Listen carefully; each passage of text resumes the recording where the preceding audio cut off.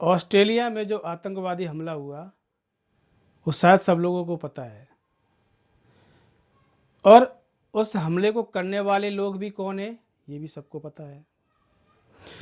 कुछ दिन पहले भारत में भी एक आतंकवादी हमला हुआ था, और करने वाले कौन थे वो भी हमें पता है। अब यहाँ सवाल उठता है कि आतंकवाद का कोई धर्म नहीं होता है, आतंकवाद का कोई धर्म नहीं होता है, तो फिर भैया सारे आतंकवादी एक ही धर्म के क्यों होते हैं? सो कॉल्ड धर्म जिसे हम मजहब बोलते हैं।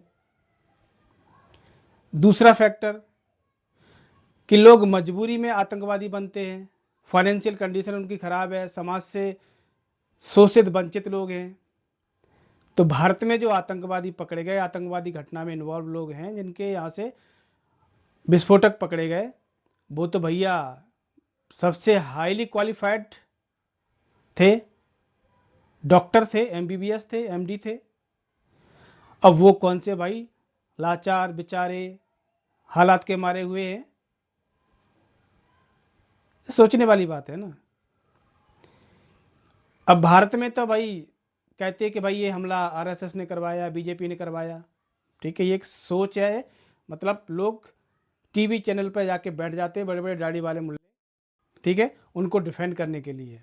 उन्हें कोई तर्क नहीं मिलता तो ये कुतर्क देने लगते हैं कि आतंकवाद तो आरएसएस करा रहा है। ठीक है, मतलब इनके अंदर शर्म हया नाम की चीज़ तो है ही नहीं।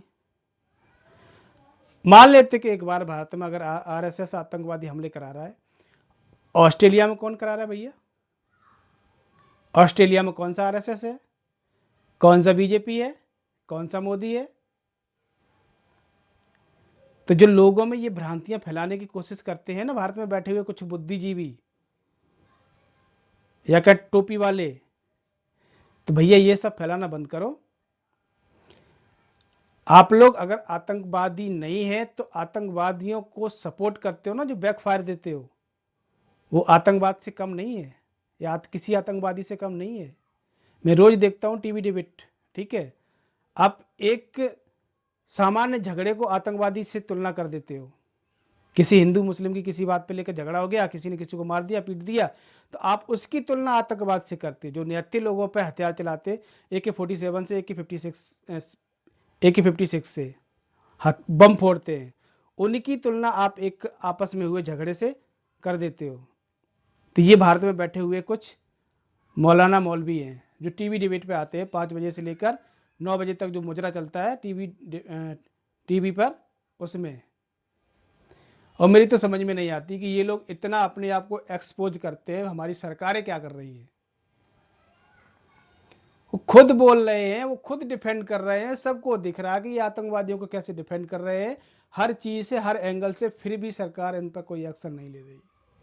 ये बढ़िया अचकन की टोपी लगा के, बढ़िया शेरवानी पहन के टीवी डिबेट में आके बैठ जाते हैं और कुछ भी ऊल जलूल किसी को भी गालियां देते हैं, और ऊपर से बोलते हैं कि भारत का सो कॉल्ड मुसलमान खतरे में है। भाई ये कौन सा खतरा है भाई? तुम खतरे में भी हो और सरकार को गाली भी दे रहे हो और पूरे मजे ले रहे हो, तुम्हारे खिलाफ कोई एक्शन भी नहीं हो रहा है, ऊपर से सरकार आपको सिक्योरिटी भी दे रही है। सिक्योरिटी जो आपके बड़े बड़े मौलाना मौलवी हैं, जहाँ से ये इनकी फैक्ट्री चलती है, उन लोगों को सरकार सिक्योरिटी दे रही है। ये इस देश की क्या इस देश में चल रहा समझ से परे है। ऐसी बात नहीं कि सरकार को नहीं पता, सरकार को सब कुछ पता है, लेकिन सरकार कोई एक्शन ही नहीं ले रही है। अब पता नहीं क्या सोच रही है, सरकार के दिमाग में क्या खिचड़ी पक रही है, वही जाने। क्योंकि ये सारे के सारे अपने आप को टीवी डिबेट में आके एक्सपोज कर दे रहे हैं, अपनी पूरी सच्चाई बता दे रहे हैं, उसके बावजूद भी सरकार अगर कोई एक्शन नहीं ले रही इनके खिलाफ, तो फिर भाई इनकी तो बल्ले बल्ले है। ये आतंकवादी हमले, ये ऐसी घटनाएं तो होती रहेंगी यहाँ में। जब इनको सपोर्ट करने वाले खुले मंच से आ रहे हैं, दुनिया देख रही है उनको, और क्या चाहिए किसी को यार? हमने तुम्हें थप्पड़ मार दिया, अब हमें बचाने के लिए लोग नेशनल टीवी पे आ रहे हैं, बता रहे हैं कि भाई उसने थप्पड़ क्यों मारा। अरे उसकी कोई मजबूरी रही होगी, जबकि मेरे अंदर शरारत सूझी, मुझे लगा कि भाई इसको थप्पड़ मारना चाहिए, मैं थप्पड़ मार के चला गया, इससे मुझे संतुष्टि मिलती है। कुछ लोग संतुष्टि के लिए काम करते हैं किसी को मारना उनकी संतुष्टि के लिए होता है, समझ गए ना।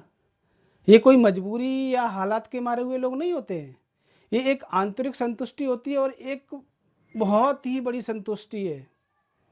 इन्हें लगता है कि मरने के बाद इनकी ज़िंदगी दोबारा से शुरू होगी और वहाँ एक जन्नत नाम का कोई शहर है, वहाँ जाएंगे, उनको यहाँ 72 खूबसूरत क्या कहेंगे हूरें मिलेंगी, वो इनके सामने मुजरा करेंगी, डांस करेंगी, हैं, और तुम शहद की नदियों में नहाओगे। अबे मंद बुद्धियो,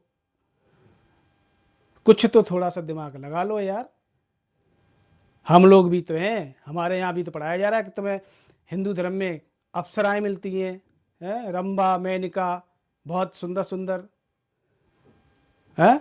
अगर स्वर्ग में जाओगे तो तुम्हें अप्सराएं मिलेंगी। हम लोग तो कभी नहीं फटते भाई अप्सराओं के चक्कर में, हैं। हमारी तो अप्सरा यहीं पृथ्वी पर हैं, एक अप्सरा मिल जाती है बस, उसी के भरोसे अपनी ज़िंदगी काट देते सारे, और खुशी खुशी काट देते हैं। तुम्हारी तो यहाँ भी 4-4 हो जाती हैं, तब भी तुम्हारा पेट नहीं भरता है, उसके बावजूद तुम्हें और चाहिए, मरने के बाद भी बताते कि जितनी जल्दी मरोगे उतनी कम उम्र की मिलेगी तुम्हें अप्सरा, मतलब सॉरी हूर। यार इस प्रपंच में क्यों फंसते हो तुम लोग, लेकिन तुम लोगों को समझाने से कोई फ़ायदा नहीं है, क्योंकि तुम लोग उल्टा हमें ही गाली दोगे। इस चीज़ को आप धर्म से जोड़ दोगे, पाखंड से नहीं धर्म से जोड़ दोगे, तो तुम्हें समझाना बेवकूफ़ी है। तुम्हें जो करना करो, बाकी हमारी सरकारें देखते क्या करती हैं। जय हिंद, जय भारत, वंदे मातरम।